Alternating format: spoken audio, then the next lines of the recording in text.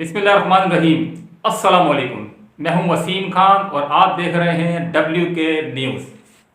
چلتے ہیں آج کی اہم خبروں کی جانب۔ کراچی سے کشمور تک ڈاکو راج، کند کوٹ، کشمور اور دیگر علاقوں میں اغوا برائے تاوان کے خلاف امیر جماعت اسلامی صوبہ سندھ محمد حسین مینتی کی اپیل پر پریس کلب پر احتجاجی مظاہرہ ہوا۔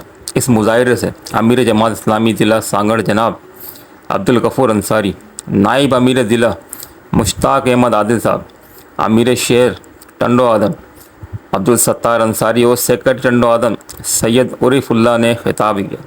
مظاہرین نے حکومت پاکستان اور حکومت سندھ اور آرمی چیف سے مطالبہ کیا کہ ڈاکوؤں کے خلاف آپریشن کیا جائے اور ہر طبقے سے تعلق رکھنے والے افراد کو تحفظ فراہم کیا جائے اور ان کے جان و مال کی حفاظت کو یقینی بنایا جائے۔